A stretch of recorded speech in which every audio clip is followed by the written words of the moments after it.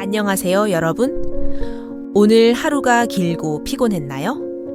모든 것을 내려놓고 잠시 평온함을 느끼고 싶은 순간들이 있죠. 그렇죠. 걱정하지 마세요. 저는 여러분과 함께 편안한 시간을 보내기 위해 여기 있어요. 따뜻하고 부드러운 마음을 감싸주는 듯한 이야기를 들려드릴게요. 이 이야기가 여러분에게 작은 위로와 미소를 선사하길 바랍니다. 편안한 밤, 그리고 아름다운 꿈을 꾸시길. 좋은 밤 되세요.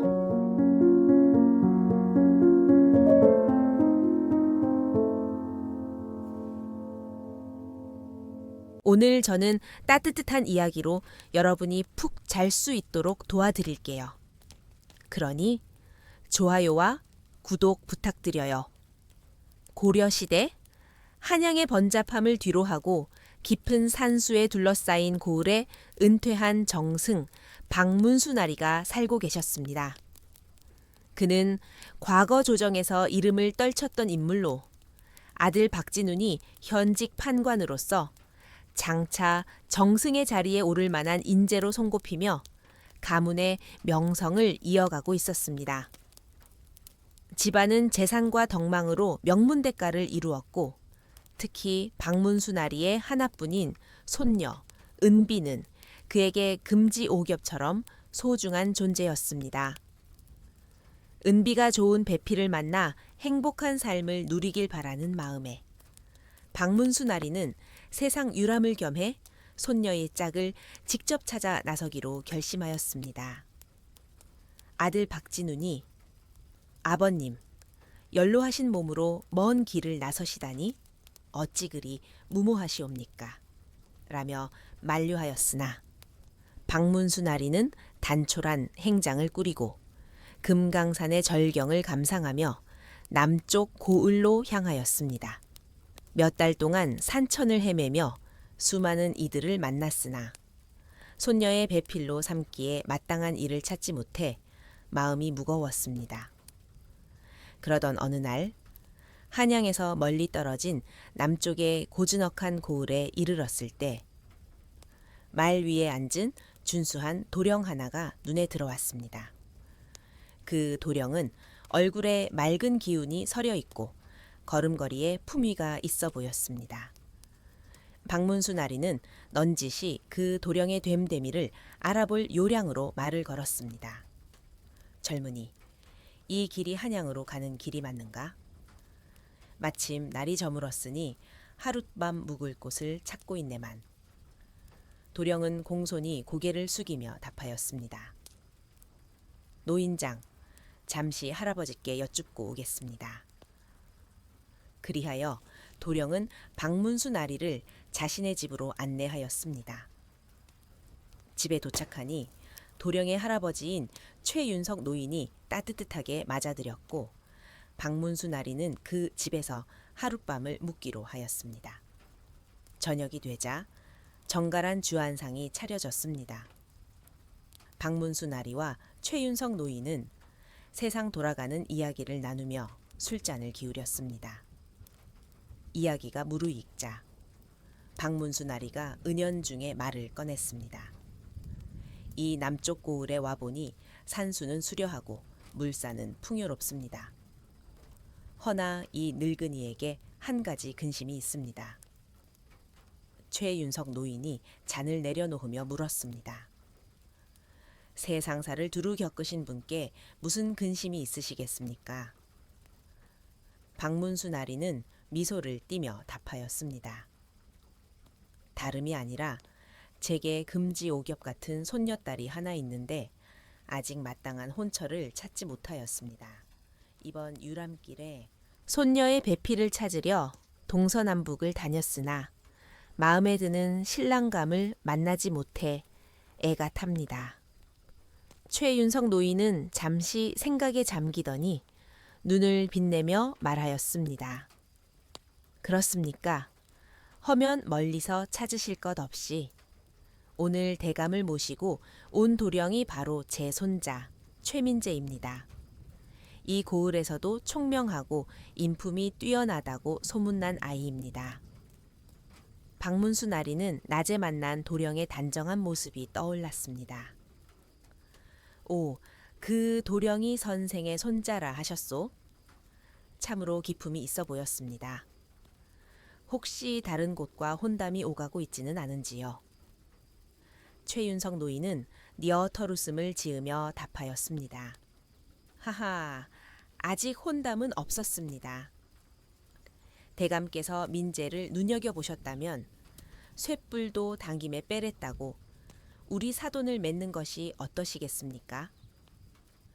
박문수 나리는 반색하며 고개를 끄덕였습니다. 그거야말로 좋은 인연이 되겠습니다. 한양으로 돌아가 아들 내외와 상의한 뒤 좋은 날을 잡아 혼사를 진행합시다. 그리하여 두 노인은 술잔을 나누며 약속을 굳게 다졌습니다. 다음 날 아침 박문수 나리는 한양으로 떠났고 최윤석 노인은 아들 최한영과 며느리에게 이 일을 전하였습니다. 이를 들은 최한영은 놀라며 말하였습니다. 아버님, 어찌 낯선 이의 말만 믿고 민재의 혼사를 정하셨습니까? 근동의 명문가에서도 혼담이 오가고 있는데 굳이 한양에서 며느리를 찾으시다니요. 최윤석 노인은 당황하며 손을 내저었습니다. 아, 내가 미처 그걸 몰랐구나. 이미 약속을 하고 말았으니 어찌하면 좋겠느냐. 최한영은 잠시 생각하더니 묘안을 내놓았습니다. 아버님, 그 정승이란 분이 진짜 정승인지도 알 수 없고 약속을 거절하기도 부담스럽습니다. 그러니 민자의 대신 이웃의 노총각 강현우를 신랑으로 보내는 것이 어떻겠습니까? 강현우는 최윤석 노인의 먼 친척으로 형편이 어려워 머슴처럼 집안일을 돕고 있는 이였습니다. 비록 성품은 착하고 성실하였으나 가난한 처지 탓에 양반 행세는커녕 혼인을 할 여력도 없었습니다. 최윤석 노인은 내키지 않았으나 아들의 말에 따르기로 하고 강현우를 불렀습니다. 현우야, 그간 네가 우리 집 일을 성심껏 도와주었네. 내가 너의 처지가 안타까워 혼처를 알아봐 주려 하니 의향이 어떠한가. 강현우는 눈을 동그랗게 뜨며 답하였습니다. 어르신, 의지할 곳 없는 저를 생각해 주시니 어찌 감사하지 않겠습니까? 어르신 뜻대로 하겠습니다. 박문수 나리는 한양으로 돌아가 아들 박진운과 상의하며 손녀 은비의 혼사를 준비하였으나 혼례 당일 최윤석 노인이 데려온 신랑이 당초 보았던 준수한 도령 최민재가 아닌 나이 지긋한 강현우임을 알아차렸습니다. 박문수 나리는 눈썹을 찌푸리며 의아해 하였으나 이미 초래청이 차려진 터라 소란을 일으키면 손녀 은비에게만 흠이 갈까 염려되어 울며 겨자 먹기로 혼례를 진행하였습니다. 혼례가 끝난 뒤 두 혼주가 마주 앉아 주안상을 나누며 이야기를 나누었습니다.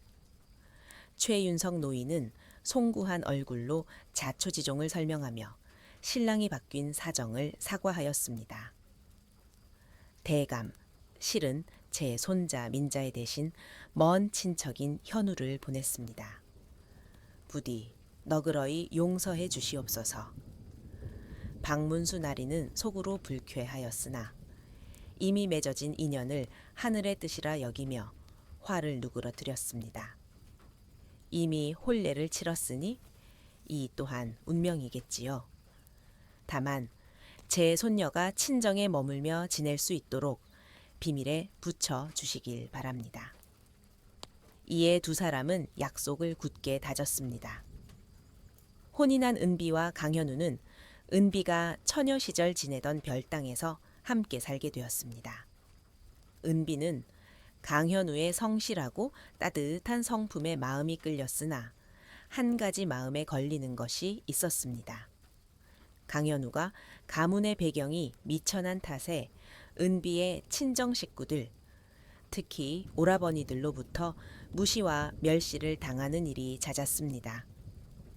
그 촌놈이 무슨 학문을 아는가 라며 빈정대는 소리에 은비는 가슴이 아팠습니다. 강현우 역시 처가살이가 결코 쉽지 않았으나 은비의 정숙하고 지혜로운 모습을 볼 때마다 나에게는 과분한 복이라며 마음을 다잡았습니다. 그러던 어느 날 집안의 기제사를 맞아 은비의 오라버니들이 모두 모여 식사를 준비하던 때였습니다. 부뚜막에는 오라버니들과 사위수만큼 삶은 닭이 놓여 있었는데 도둑고양이가 한 마리를 물어가려다 은비에게 쫓겨났습니다. 그러나 고양이가 뜯고 간 닭 한 마리 탓에 밥상에 올릴 닭의 수가 맞지 않게 되었습니다. 은비의 어머니 윤씨 부인이 한숨을 쉬며 말하였습니다. 아이고 새댁 어찌 그리 칠칠치 못하게 지켜보지 않았느냐. 이제 와 닭을 새로 잡을 수도 없는 노릇이니 뜯긴 닭은 막내 사위에게 주거라. 이 말을 멀리서 듣게 된 은비는 분노가 치밀어 올랐습니다. 그녀는 식사를 기다리던 강현우를 불러내 별당으로 데려가며 따졌습니다. 서방님, 어찌 그리 푸대접을 받고도 가만히 계십니까? 뜯긴 닭을 서방님께 주라니 이 무슨 모욕입니까? 강현우는 담담히 웃으며 답하였습니다. 부인, 어찌 그까짓 일로 마음을 상하시오. 뜯긴 닭이라 해도 먹을 수 있지 않소? 처가살이하며 찬밥 더운 밥 가릴 때가 어디 있겠소? 은비는 눈을 치켜뜨며 말하였습니다. 서방님의 마음이 어질하시니 이런 홀대를 받으시는 겁니다. 저는 더 이상 서방님이 남들의 웃음거리 되는 꼴을 못 보겠습니다. 제게 묘책이 있으니 부디 제 말에 따르시어요. 그날 이후 은비는 남몰래 강현우에게 천자문과 사서삼경을 가르치기 시작했습니다.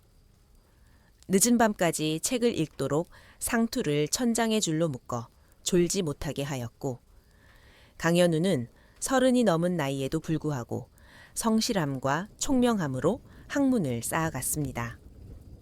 1년이 지나자 그는 은비의 수준에 버금갈 만큼 학식이 깊어졌습니다. 은비는 기뻤으나 여기서 멈추지 않고 더 큰 뜻을 품게 하였습니다. 서방님, 이제 제가 더 가르칠 것이 없습니다. 내친임의 과거를 준비하시어 큰 뜻을 펼치시지요. 강현우는 망설이며 말하였습니다. 부인 덕에 학문을 깨쳤으니 어찌 감사하지 않겠소? 허나 부인과 떨어져 지내야 한다니 그건 차마 못하겠소. 은비는 단호히 답하였습니다. 서방님, 과거에 급제하기 전에는 저를 보실 생각 마시옵소서.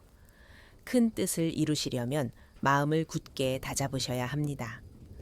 그녀의 단호한 설득에 강현우는 결국 공부에 적합한 산중의 절로 떠났습니다. 3년의 세월이 흘렀습니다. 강현우는 은비를 그리워하며 밤낮으로 학문에 매진하였으나 어느 날 그리움이 참을 수 없을 만큼 커졌습니다. 늦은 밤, 그는 은비의 방문 앞에 섰으나 차마 문을 열지 못하고 망설였습니다.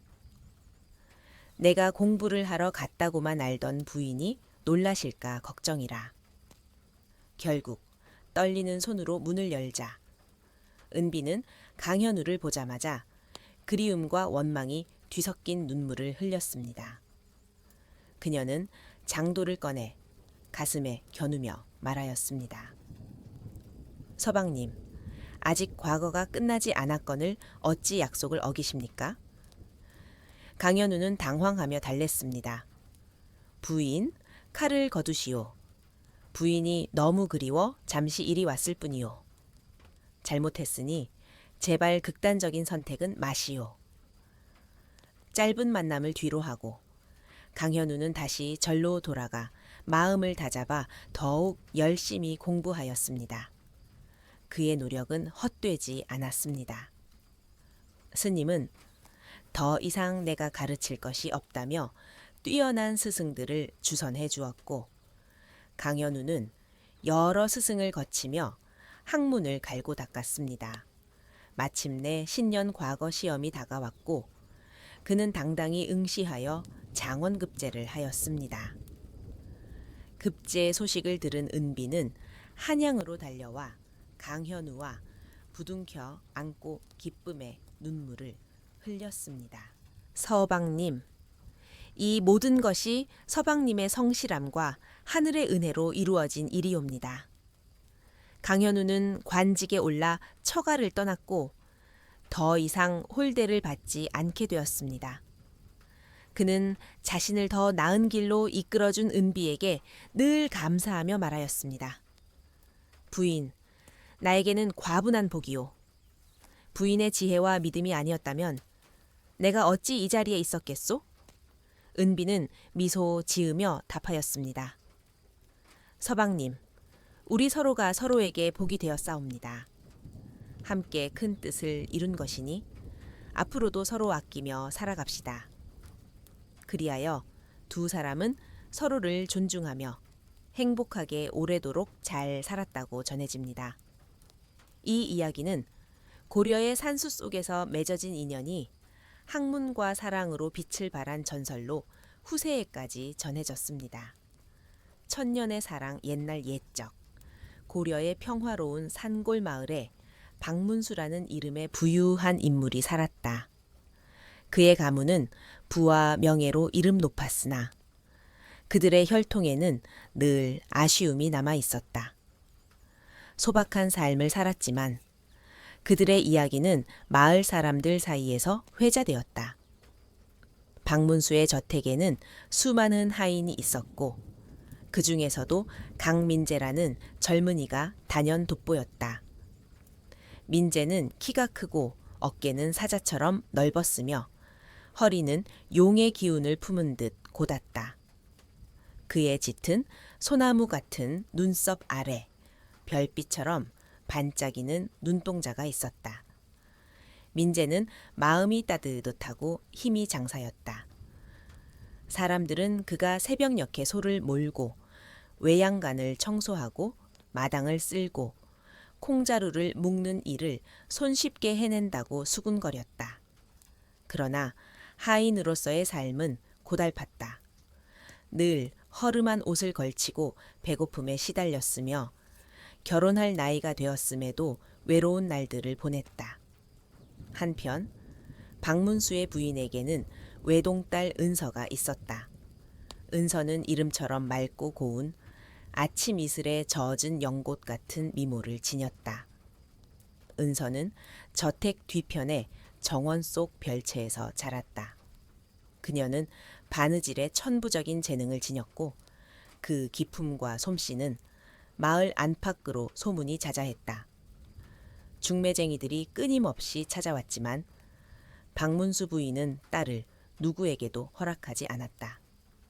부유했지만 가문의 지위는 낮았기에 부인은 딸의 남편으로 적어도 재상기나 대감만큼 권세 있는 일을 원했다.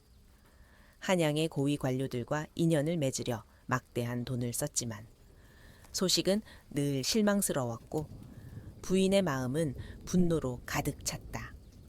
한편 은서는 삶의 가장 빛나는 시기를 보내고 있었다.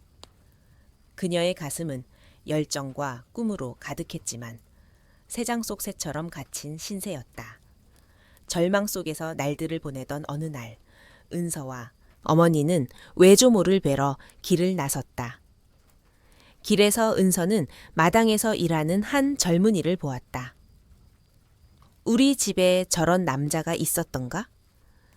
그녀는 다시 그를 힐끗 보았다. 비록 옷은 남루했지만 그의 남성적인 풍채는 눈을 뗄 수 없을 만큼 매력적이었다. 은서는 부모에게 민첩하고 마음씨 좋은 하인이 있다는 이야기를 들은 적이 있었다. 그녀는 직감으로 그가 민재임을 알았다. 길을 가는 동안 은서는 민재의 움직임을 하나하나 눈에 담았고 그의 엄숙한 모습은 그녀의 마음을 흔들었다. 그 여행 이후 민재와 은서는 서로를 은밀히 동경하기 시작했다. 힘든 하루 일을 마친 밤에도 민재는 은서를 떠올렸다. 그러나 그들 사이에는 천리 길 같은 거리가 있었다. 은서가 사는 별채는 불과 몇십 보 거리였지만 민재에게는 하늘의 별처럼 멀게만 느껴졌다. 그 거리에서 은서는 마치 반짝이는 별과 같았고 그녀의 빛을 보는 것만으로도 민재의 가슴은 기쁨으로 넘쳤다. 그녀는 참으로 하늘의 별이야. 민재는 한숨을 쉬며 그 별을 갈망했다. 은서 또한 밤낮으로 민재를 생각했다. 시간이 흐를수록 그녀의 그리움은 점점 더 깊어졌고 민재를 단 한 번이라도 다시 만난다면 가슴 속 원망이 풀릴 것 같았다. 은서는 손톱을 물어뜯으며 세상을 원망했다. 어찌 세상에 부자와 가난한 자가 있단 말인가. 오, 내 마음이여. 그러다 그녀는 민재를 위해 새로 지은 신랑의 예복을 떠올렸다. 그 옷이 민재의 건장한 몸에 얼마나 잘 어울릴지 상상하며 바느질에 몰두했다. 은서는 칠성당에 찾아가 간절히 기도했다. 제발, 제발 부탁드립니다. 칠성신이시여, 하늘과 땅의 신이시여, 민재와 평생의 인연을 맺게 해주소서. 그녀는 석 달 열흘 동안 그렇게 기도했다. 그러던 어느 날 현령의 환갑 잔치가 열렸다. 박문수 부부와 하인 마름, 그리고 모든 하인들이 잔치에 참석했다. 민재는 은서를 멀리서라도 볼 수 있기를 바라며 이를 제쳐두고 저택 주위를 서성였다. 은서 역시 별채 근처를 맴돌며 민재를 볼 기회를 엿보았다. 마침내 두 사람은 은밀히 만났다. 은서는 민재를 보자마자 자신이 만든 새 옷을 입혀보고 싶은 간절한 마음이 솟구쳤고 나이를 잊고 그를 별채로 초대했다. 민재는 뜻밖의 상황에 심장이 두근거렸지만 떨리는 다리를 다잡고 이 축복을 놓치지 않으리라 결심하며 은서를 따라갔다. 별채에 들어서자 은서는 민재를 깨끗이 씻기고 새 옷을 입히고 머리를 따하 리본으로 묶어주었다. 이제 민재는 세상 어디에도 없는 멋진 신랑감으로 변신했다. 은서는 한탄했다. 이토록 훌륭한 남자가 어찌 하인으로 태어났단 말인가? 하지만 그녀는 이제 민재 없이 살 수 없음을 깨달았다. 이를 악물고 결심한 은서는 민재에게 속삭였다. 오늘 밤부터 자정의 뒷문을 열어둘게요. 흔적을 남기지 말고 저를 찾아와요. 은서는 더 머뭇거리다 발각될까 두려웠다. 민재가 새 옷을 벗고 밖으로 나오자 은서는 부드러운 손으로 그의 손을 꼭 잡고 3번이나 당부했다. 꼭 오세요. 민재는 그 순간을 잊을 수 없었다. 그리하여 매일 밤 민재와 은서는 은밀히 만나 서로의 마음을 나누며 물었다. 왜 우리 두 사람은 이 세상에 태어났을까?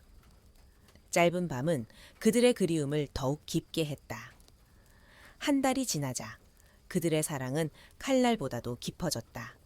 그들은 100번이고 맹세했다. 함께 살고 함께 죽자. 가을이 찾아오자 나무꾼들의 계절이 왔다. 민재는 마을 서쪽 골짜기에서 나무를 베며 하루를 보냈다.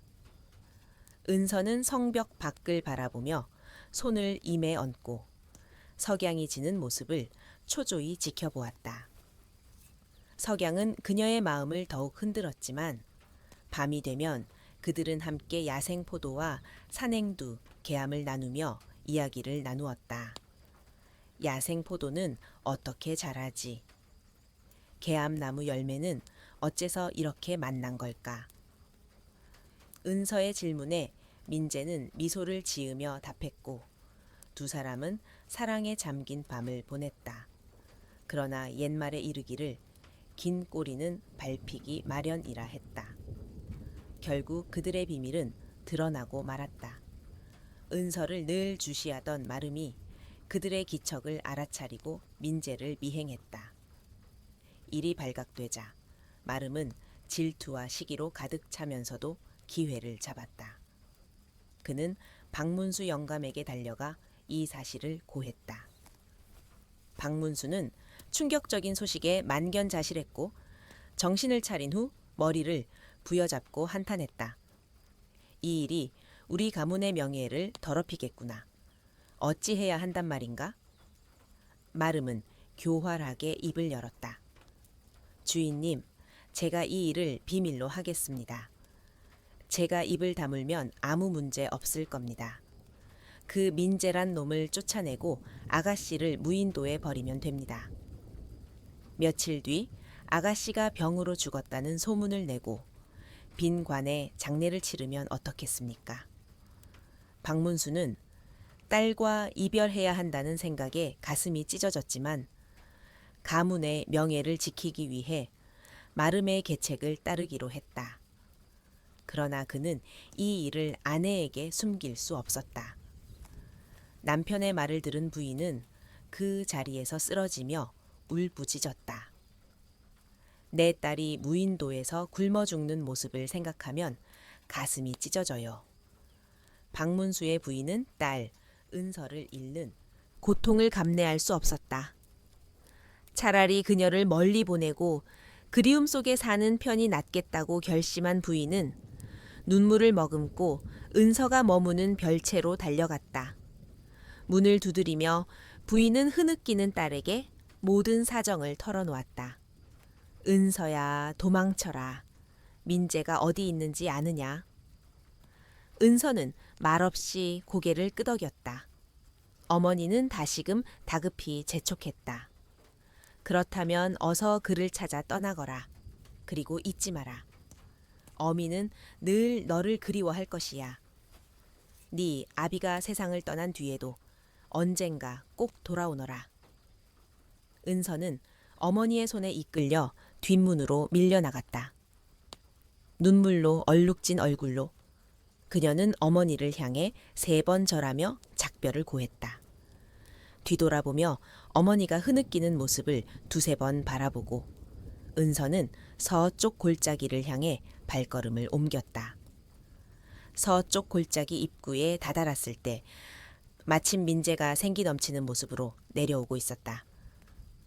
은서를 보자 민재의 가슴은 그리움으로 요동쳤다. 그는 혼잣말로 중얼거렸다. 오, 은서가 내 앞에 있다면 얼마나 좋을까.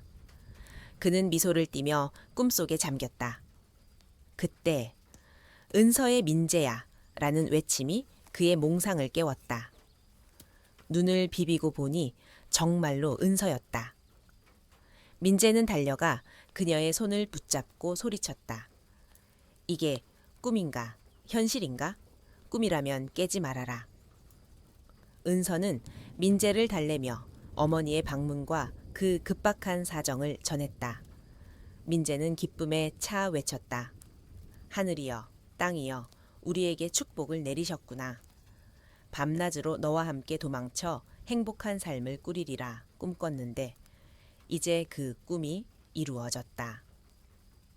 민재는 기뻐하며 춤을 추듯 몸을 흔들었다. 민재의 기쁨을 본 은서의 슬픔은 눈 녹듯 사라졌고 그녀의 가슴은 행복으로 가득 찼다. 석양에 물든 하늘, 가을빛으로 물든 숲, 그리고 만발한 들국화는 마치 신선의 화폭처럼 신비롭고 황홀했다. 그러나 은서는 그 아름다움에 취할 여유가 없었다. 가족의 추격이 두려웠던 그녀는 민재를 재촉했다. 어서 가자. 민재는 호탕하게 웃으며 말했다. 내가 너를 위해 여기 있지 않느냐. 그깟 마름이나 하인들이 무슨 대수겠어? 한 방에 쓰러뜨려 주마. 하지만 네 말이 맞다. 가자. 민재는 은서의 손을 굳게 잡았다. 은서가 민재의 손을 잡자 온몸에 따스함이 퍼졌고 두려움은 안개처럼 흩어졌다. 하지만 그녀는 자꾸만 뒤를 돌아보았다. 두 사람은 손을 맞잡고 10리를 더 걸어 언덕 아래로 내려갔다. 은서는 지쳤고 발은 퉁퉁 부어 더는 걷기 힘들었다. 민재는 미소를 지으며 말했다. 그럼 내가 업어줄게. 그는 은서를 부드럽게 업고 가벼운 걸음으로 언덕을 올랐다. 해가 질 무렵 그들은 언덕을 내려왔고 하늘엔 초승달이 떠올라 그들의 길을 비추었다. 40리, 50리를 더 걸었을 때 초승달은 서쪽 산꼭대기에 걸려 있었다. 민재는 땀에 젖어 숨을 헐떡였다. 두 사람은 길게 앉아 숨을 고르며 미래를 논했다. 그때 멀리서 늙은이의 목소리가 들려왔다. 거기 그대로 있어. 제사 음식 잘 지키고. 내가 뒷마을에 음식을 구하러 간다. 어린아이의 목소리가 대답했다. 네, 걱정 마세요. 음식 잘 지킬게요. 고개를 들어보니 거대한 고목이 하늘을 찌를 듯 서 있었고 그 아래로 노인의 그림자가 스치듯 나타났다 사라졌다. 멀리서 희미한 기침 소리만 들려왔다. 음식 이야기에 민재와 은서는 배고픔을 느꼈다. 민재는 환호하며 말했다. 운이 좋군. 그는 은서의 손을 잡고 고목 아래로 달려가 아이를 찾았다. 하지만 나무 아래엔 아이도 사람도 없었다. 민재는 당황하며 중얼거렸다. 대체 무슨 일이지? 그 아이는 어디 간 거야? 그 순간 목소리가 울렸다. 여기, 바로 여기야. 어디? 나무 구멍 속이야. 민재가 올려다보니 고목의 밥그릇만 한 구멍이 30여 센티 높이에 뚫려 있고 그 안에서 목소리가 새어나왔다. 놀란 민재가 물었다. 사람이 어찌 나무 구멍에 들어가 있단 말이냐. 나는 사람이 아니야. 나는 신령한 박이야. 민재와 은서를 기다리고 있었지. 민재는 놀라 외쳤다. 내가 민재요. 이쪽은 내 아내 은서요. 박은 그를 불러내라고 했다. 민재가 구멍 속에 손을 넣자 작고 아름다운 박 하나가 만져졌다. 그는 그것을 꺼냈고 과연 눈부시게 아름다운 박이었다.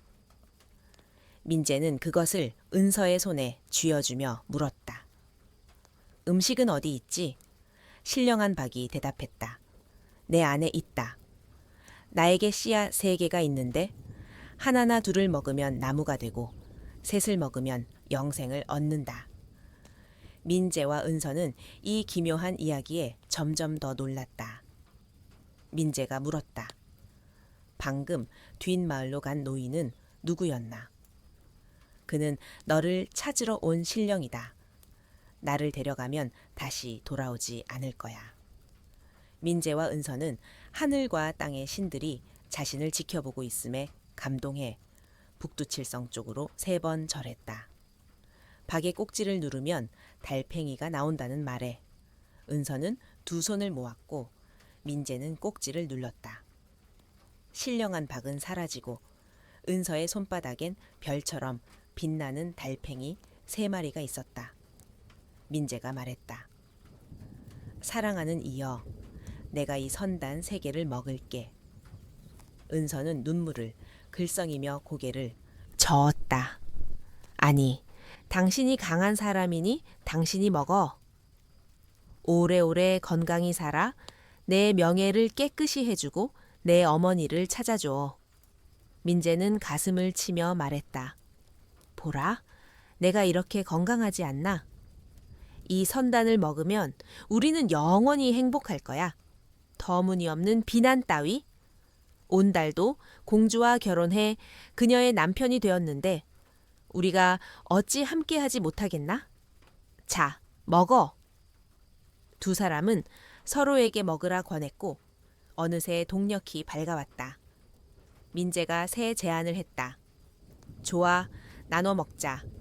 선단이 셋이니 내가 둘, 네가 하나. 은서도 지지 않고 말했다. 아니, 당신이 둘, 내가 하나. 그들은 다시 다투었고 동쪽 하늘은 붉게 타올랐다. 민재가 한 발 물러섰다. 알았다. 네가 둘을 가져. 내가 손바닥에서 선단 하나를 골라 먹을게. 민재가 두 개를 먹자 은서는 남은 하나를 억지로 먹이려 했다. 그녀는 붉어진 얼굴로 미소 지으며 세 개의 선단을 손에 쥐었다. 민재가 하나를 입에 넣으려 했지만 목에 걸려 삼키지 못했다. 은서가 급히 골짜기로 물을 뜨러 갔지만 돌아왔을 때 기적이 일어났다. 민재는 새벽빛 아래 푸른 소나무로 변해 당당히 서 있었다. 은서는 나무 아래 떨어진 두 개의 선단을 주워 나무를 어루만지며 눈물을 흘렸다. 사랑하는 이여, 이 선단 두 개를 마저 삼켜줘. 그때 전날 밤에 신령한 노인의 목소리가 하늘에서 들렸다. 참으로 아름다운 연인들이여. 셋을 따로 먹었다면 즉시 죽었을 것이나 너희의 사랑은 천지를 감동시켰다. 나머지 두 개는 내가 가져가리라. 너희는 천만 년을 함께하리라. 소나무는 민재처럼 우뚝하고 아름다웠고 곁에 은서 소나무는 우아하고 생기 넘쳤다. 사람들은 말하길 겨울에 매서운 추위가 닥쳐도 은서 소나무는 민재가 춥지 않을까 걱정하며 신음했고 소나무는 혹독한 눈보라 속에서도 은서를 달래며 그녀가 춥지 않다고 노래했다고 한다. 두 나무는 영원히 서로를 감싸며 세월을 함께했다.